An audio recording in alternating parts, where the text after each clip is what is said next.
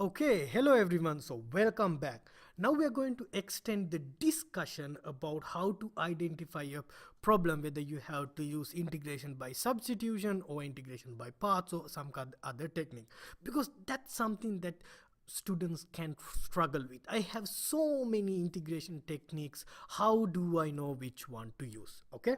Alright, so let's look at this integral again. I know this is an extent discussion of the previous video. Okay, now what is the hint? We know that integration by substitution is the reverse process of chain rule. Sometimes it's also called reverse chain rule. Integration by substitution is also called reverse chain rule. So what is a characteristic of chain rule? When you finish chain rule, in the result you have inside function and its derivative together in the same function, right? Just like here. Now when you look at this integral, try to look for an inside function. That's the first thing you need to do if you suspect that it's integration by substitution. Okay, so here I can see inside function is x cube. It is inside sign. Okay, use the real meaning of the word inside. It has to be some inside of some kind of a function. So inside function is x cube. Differentiate it, it's 3x square. All right, now let me tell you one more important thing here. Let's say this integral was, instead of 3x square sine x cube, it's x square sine x cube. All right, now here again the inside function is, of course, without a doubt, x cube. What is its derivative? It's 3x square, but I only have x square. Do I worry about that? No worries. Do we still use integration by substitution? Absolutely yes. Now here's the thing. You don't have to have exactly the same derivative. I mean, it can be off by a constant. Like here 3 is missing. A constant missing is perfectly fine. Still you can use integration by substitution. Okay, so don't worry about that. Don't look for the perfect derivative of inside function. If it is away from a constant multiple, that's okay. But let's say, how about, let's change this to x. Now how about this? Inside function is x cube, it's 3x square. We can forget about not having 3. Okay, let's have 3 by the way. Okay, so here we have 3, but now we don't have that square. Is that a problem? Absolutely yes. Now here we have 3x, so that's something completely different from the derivative of x cube, which is 3x square. So you cannot have this. If you have this, most probably you cannot use integration by substitution. Okay, so what do I mean by, what do I meant in the previous case where we just have x square instead of 3, is that you can be off by a constant multiple, but you can't be off by a function, right? If you just have x here, it's just you don't have that 1x at all, so that's a problem. Okay, all right, so that is how we identify integration by substitution. Look for inside function, identify an inside function, and try to see whether its derivative is somewhere else in the integral. Okay, all right, so let's do some exercise, because that's the best thing to do. Let's not solve a whole problem, let's practice to identify inside function. First question, let's go to the second question and then later go to the first question. What is the inside function? Square root is a big function, right? So inside square root you have 2 plus e to the x. I think that is my inside function. Now what is the derivative of 2 plus e to the x? Derivative of 2 is 0, derivative of e to the x is e to the x. Can you see e to the x somewhere else? Yes, here. Then can we use integration by substitution here? Yes. What is the inside function? 2 plus e to the x. Okay, here, how about this one? What is the inside function?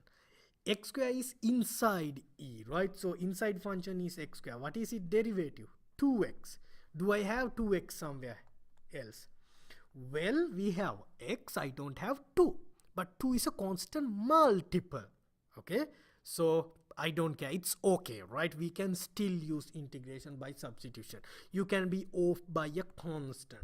So inside function here is x square and we can use integration by substitution. Here's a cool one, fourth one. Now what is the inside function here? Negative x e to not e, negative x to the 36.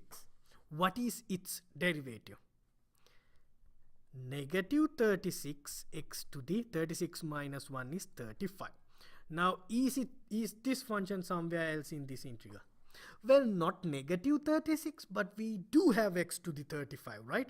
So can we use integration by substitution? Absolutely yes. Okay, so inside function is negative x to the 36. So we are off by negative 36, but we are off by just a constant, so it's okay. How about fifth one? What is the inside function? 1 plus x square. What is its derivative? 2x. We have x but not 2, but it's okay. 2 is multiplied by x. We can be off by a constant, so we can use integration by substitution. 6. X times sine x. What is the inside function? So there's no really inside function, right? It's just a simple variable x that you have everywhere. And no, we can't use integration by substitution here. No. Okay. All right. Here, y over e to the y. What is inside function? Here again we have the variable y and y, e to the y. Inside e you have y, it's natural. Y we have, so it seems to be like no integration by substitution here. 8th one, a tricky one. What is the inside function? 1 over x cube, right? Now what is the derivative of 1 over x cube? Well, we can write this as x to the negative 3 before we differentiate it, okay, to make our differentiation easy.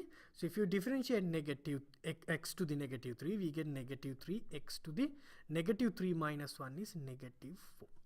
So this can be written as negative 3 x to the 4. Now do we have negative 3 over x to the 4 somewhere in the integral? We do have 1 over x to the 4.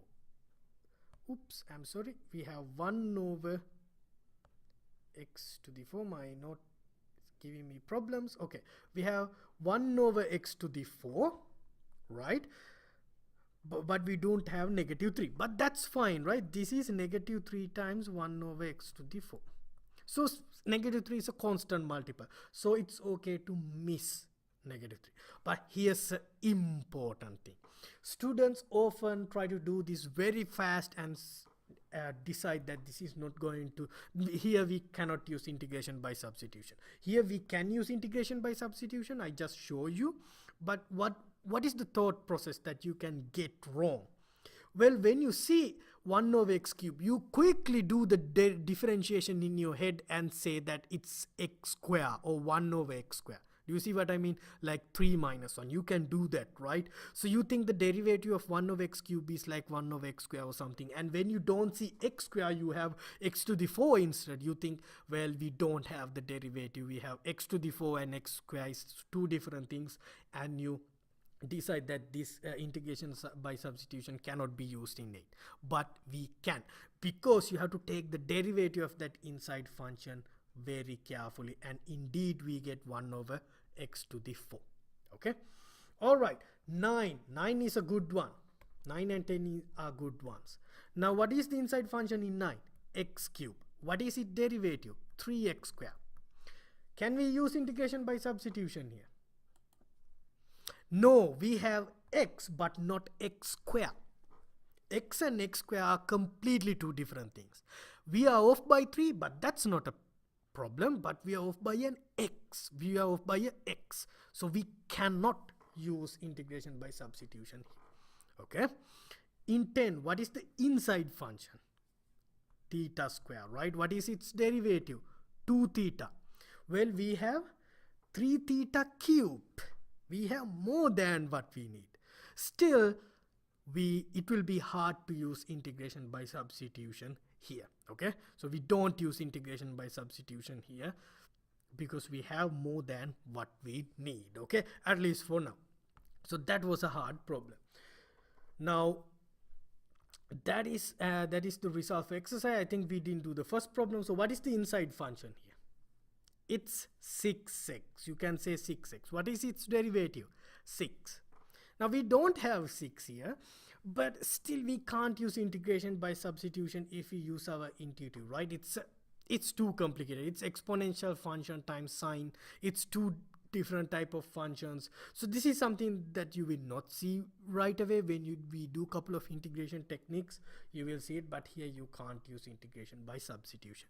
For now, for simplicity, look at that inside function and its derivative relationship. Identify the inside function, check whether you have the derivative somewhere else in the integral. Okay, if it is, then you can use integration by substitution. Okay, all right, click on the video that appears in this video to go to our next video. Okay, all right, so I will catch you there. Bye bye.